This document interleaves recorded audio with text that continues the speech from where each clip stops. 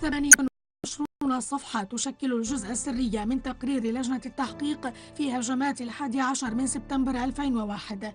28 صفحة تهدد العلاقات الدبلوماسية بين واشنطن والرياض. هذا الملف ألقى بظلاله على الزيارة الأخيرة للرئيس الأمريكي باراك أوباما إلى المملكة، الذي سعى لاحتواء تهديد السعودية ببيع أصولها المالية في الولايات المتحدة وما يشكله ذلك من خطورة على الاقتصاد الأمريكي. إلا أن صحيفة الاندبندنت توقعت أن تشهد العلاقات بين البلدين تأزما مرتقبا بسبب تصاعد المطالبات في الولايات المتحدة بضرورة الكشف عن الأوراق والملفات غير المعلنة بخصوص علاقة السعودية بالهجمات.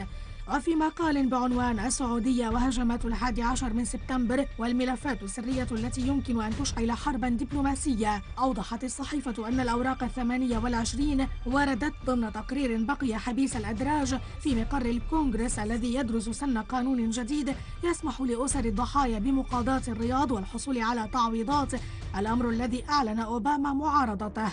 وبحسب الصحيفة فقد رفض الرئيس الأمريكي السابق جورج بوش الابن نشر هذه الصفحات أيضا، معتبرا أن ذلك قد يشكل خطرا على المصالح القومية للبلاد وأمنها القومي.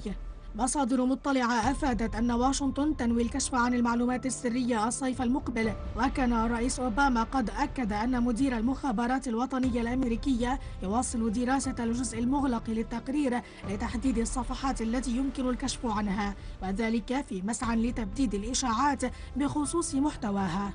وفي هذا السياق برأ الرئيسان المشتركان للجنة التحقيق الأمريكية الرسمية الخاصة بهجمات 11 من سبتمبر السعودية من أي علاقة بالهجمات، وطالب إدارة أوباما بكشف الوثائق السرية. لكن صحيفة ديلي ميرور قالت إنه رغم رفع الإدارة الأمريكية السرية عن الوثائق في تموز يوليو 2015 إلا أنها لم تستقطب الاهتمام إلا بعدما نشرها الناشط براين ماكجلنتشي على الإنترنت هذا الأسبوع، مطلقا عليها تسمية الوثيقة 17. كما أوردت صحيفة ديلي ميل البريطانية أنه من المعلومات التي وجهت أصابع الاتهام إلى المملكة إخفاء أحد المهاجمين وهو غسان الشربي شهادة طيران في ظرف تابع للسفارة السعودية في واشنطن، مشيرة إلى أنه تدرب على قيادة الطائرات مع الإرهابيين 19 الذين نفذوا الهجمات على برجي التجارة العالميين والذين بينهم 15 سعوديا. إلى